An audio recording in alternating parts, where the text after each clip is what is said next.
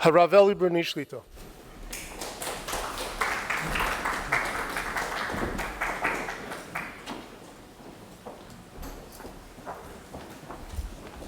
Thank you very much, Josh. Thank you very much, Tzvi. Thank you to the organizers and to those who came. It's not easy to come because, as we heard before, why are you here? What's your connection to addiction? Does it mean that it's a family member? Does it mean it's someone you know? Does it mean yourself? Of course, it doesn't have to mean anything. Came because it's a tzara in Klal Yisrael. And if awareness is available, maybe I can make a difference. There's many ways, subtle ways we could make a difference. If we make a simcha, and we don't break New York State law by allowing minors who are under 21 to partake in alcohol at the simcha that we make, we're making a difference. Because addiction is what Chazal says, Ayoim oim lo yasei kach, umachar oim lo yasei kach, and a person finds himself helpless against a compulsion that when he began, it wasn't a compulsion. It was recreational. It's geschmack, you feel good. Take a l'chaim, it's a kiddush. Okay, so I'm 15, I'm 6 years below the age that you're allowed to. But it's fine. I had a hard week, socially. Didn't do so well in yeshiva this week. Last night, I had a little bit of a flare-up with my mom, my dad. Let's take a l'chaim at a kiddush. It's recreational. And sometimes, shoym p'sayim Hashem, it stays that way. Sometimes. But too many times, the individual finds himself helpless against this compulsion and other compulsions. And as we all in this room know, addiction takes many, many different forms, many different compulsions. But the tzara shaveh, the klal is that it comes a point where a human being becomes helpless against compulsion. He's lost his bechira. The greatest gift Hashem endowed a human being is with the gift of bechira. The Rabbeinu Yoina writes, the Mailas o Elyonos that were given over the mitzvahs hasei, the very first of those Mailas o Elyonos, greatest levels of human nobility, is the Maila of Bechira. Like it says in the Pasuk in Parshas Nitzavim, Ubacharta b'chaim, you have the ability to choose the path of life, Laman Tichya, so you could live a meaningful life. And not only that, v'zarecha, ata v'zarecha, and you should be able to perpetuate generations that live meaningful lives. That's all based on Bechira. The Rambam, when he wants to establish the axiom that Bechira is a reality, and he says, not like the tipshim of the nations say. It's the Rambam's expression in Hilchos Tshuva. And he says, when he wants to describe those that are not from the other nations, those that are from Klal Yisrael, who deny Bechira, the Rambam writes in Hilchos Tshuva that expression that maybe when you were a child and your Rebbe spoke Yiddish and he got upset with you, he called you a goylem. So the Rambam says, Tipshei umas ha'olam, V'roiv goylmei Yisrael, are not accepting of the fact that Bechira is what a person is endowed with. And the pasuk that the Rambam brings is the pasuk in Bereshis. Eina Adam haya ka'achad mimenu. The Brudny Shalom Kivayachol speaks with the Malachi Hasharis and says, behold, a human being is a Baal Bechira. He's like one of us, Kivayachol, in Shemayim. and addiction. When does a person know he's suffering from addiction? When he wakes up one day and he's helpless against compulsion. He doesn't have the resources to say no to a compulsion. He's lost his bechira. He's not anymore Eina Adam Haya. He's not the same Adam of which HaKadosh Baruch Hu expected when he created him. The tragedies of addiction that we're going to be addressing tonight, clinically, and both in the preventive sense and in the treatment sense and in the supportive sense, are the tragedies, the products of that disease called addiction. But the disease itself is a tragedy. Helplessness against compulsion. What a tragedy. A Baal Chai, not a human being, are beings that don't have the ability to choose and to make cerebral decisions. But Hashem created a human being, B'tzalmoi, B'tzelem Elokim. And that is, in the deepest sense of Tzelem Elokim, to be able to make decisions, to be able to choose well. So it's so painful to allow little tiny mistakes to develop and to mushroom into a situation where one finds themselves helpless against compulsion and lose their bechira. And we must address, all of us together must address the enablers who think it's a sport. I tonight asked someone to read me out some of the penal code. I'm not a lawyer, I don't understand some of these things well enough. But it seems to me that in New York State is even not from the most harsh penal codes about alcohol for younger than 21. But it seems that if I make a kiddush, and there are teenagers at the kiddush, and they partake in the alcohol because I serve it and make it available to them, I think if everything goes over b'shalom, I think it's called a first-class misdemeanor. I hope there are no lawyers here because I might be misquoting, but it is against the law. Dina de Malchus Dina. When the Malchus is out to protect us, when the Malchus is out for our safety, Dina de Malchus Dina. So it's what we dodge a bullet. The children go home, the teenagers, they're a little tipsy, they take their Shabbos nap, and in most cases they even show up for mincha.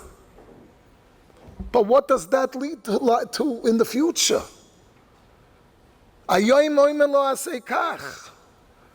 Could we say with certainty that serving liquor to youngsters at a Shalom Zachar, to serving liquor to youngsters at a Simcha, didn't contribute to that youngster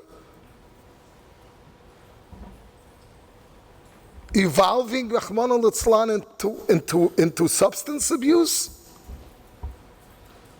And addiction has such a blur, one addiction, the other addiction.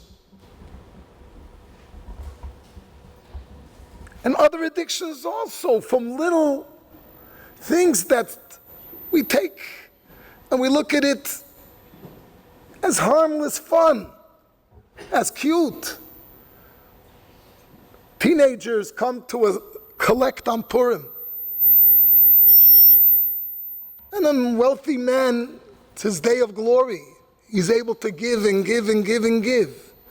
So Ketoiv Leiva Melech, when the person that HaKadosh Baruch Hu blessed him with resources to be able to give on Purim, wants to have some fun.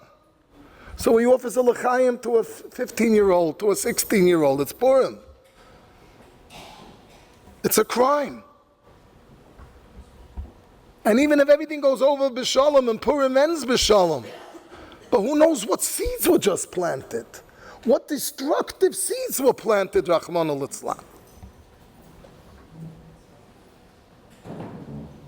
Shmartem nafshoseichem, shmiras hanefesh, lo yisamud al dam reyecha. Look at our community, how much pains are taken to ensure the safety of our community. All the moisdes, whether it's Hatzalah, Bikur Chaylim, Chai Lifeline, all the moisdes of Chesed, Refuah, Raifa Chaylim, relief. Kirabim Haim. What kind of a gloriously beautiful community we are. How much resources of voluntary resources are expended, both monetarily and physical tircha. How many of our brothers are up Friday nights and every night of the week in Hatzalah to be able to address emergencies? Because we care about Shmiras HaNefesh. We know what Shmartem es Nafshoseichem means. This week we're going to lay in V'chai Bahem, the great mitzvah of V'chai Bahem, that's Doiche Shabbos, that's Doiche Kol HaTorah Kula, except for the 3 Aveiros. And in the Mefarshim explain in Halacha why we make such a to-do about one preserving his physical safety. Because that's the siman that we believe that we're here for a purpose. We're not here just for frivolous existence. If we would be here only for frivolous existence, so the Yetzer Hara could come to us and tell us it's a better enjoy, smach bacher b'yaldusecha, at least enjoy the today and the now. But if we're here to accomplish, if we're here to make a difference, if we're here to live a life of Kiddush Hashem and to bring kavod to HaKadosh Baruch Hu's name and honor to HaKadosh Baruch Hu's name, how important life is, how important quality of life is, how important physical welfare is. Why do we take risks? Both with ourselves and with our youth. With ourselves, it's a Shmartem Nafshoseichem. With our youth, it's Lo Samoid Al Dam Reyecha. These are the harshest Aveiros.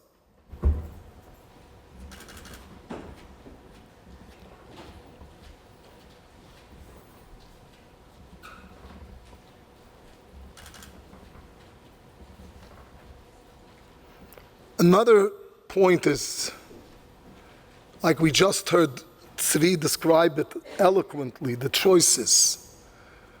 When a family member recognizes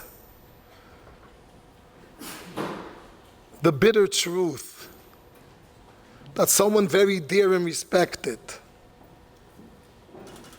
has crossed the line into addiction. And then there's this tremendous battle, the battle of denial, the battle of wishful thinking. Can't be. And how could I acknowledge it? How could I do anything about it? What could we do? Who knows where the treatment is going to take us?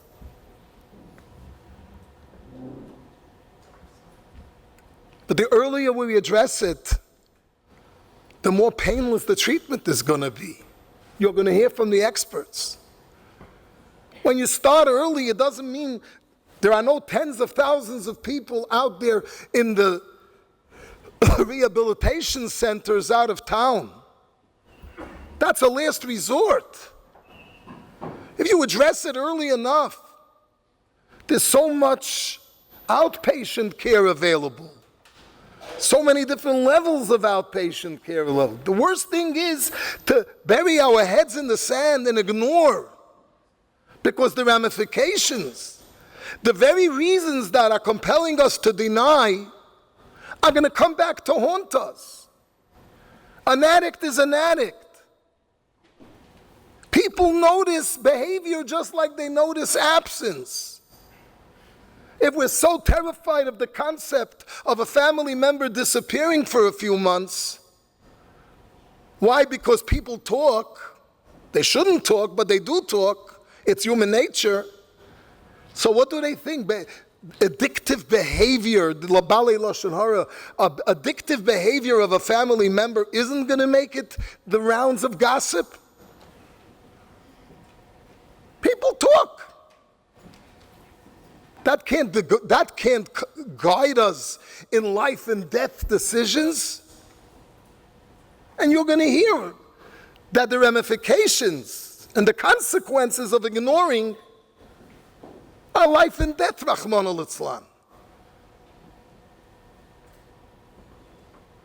Allowing addiction to continue, that's darkei sha'oil. It's Haylech Adam al Beis Olamai Rahman al-Islam.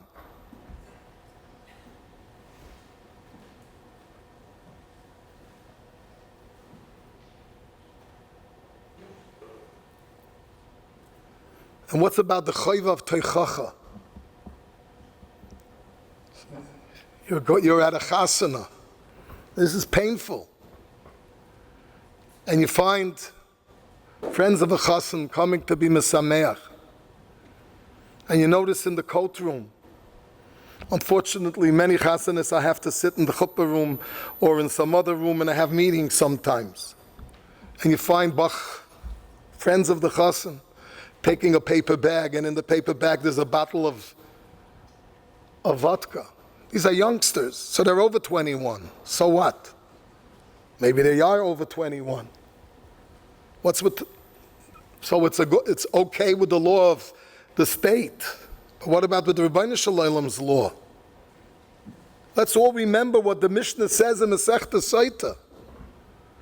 When the Kohen is trying to soothe the woman that's on trial in the Beis HaMikdash, and he's trying to coax her not to deny the transgression, the Mishnah quotes an expression, Biti, my daughter, harbe yayin oisa. You must have done what you did because of intoxication of liquor. It's in Sfarim. So many behavioral lapses can be directly attributed to people who shouldn't be drinking. How could we sit quietly? If we would notice, when we notice it, we say, such a nice boy, what are you doing? I hate to break people's hearts. It didn't take long before it's cross-gender, it's not only boys anymore. Shem Yirachem. Who would have believed, Kol Kvuda Bas Melech Penima, that this plague of drinking has also made inroads into B'nais Yisrael. Kol Kvuda Bas Melech Penima. So we're going to be hearing tonight from top experts in the field that are B'nai Torah, with Torah Ashkafis. Everything they're going to be saying is sound clinically and sound hashkafically. And they're going to walk us through this painful parsha. And we could only ask HaKadosh Baruch Hu, Yehi Ratzon Shetishre Shechina B'maaseh Yedeinu. And this undertaking should make a tremendous difference in our community. And we should be able to overcome the inroad that this disease is making among us. And to go back to being Banim Lamakoim in the fullest sense. And that the Rebbeinu Shalom should be able to say about all of us, young and old, male and female, Vayomer Elai, Avdi Ata, you're my servant. Yisrael, your Am Yisrael, Asher B'cha Espar, that I take so much pride in you. Thank you.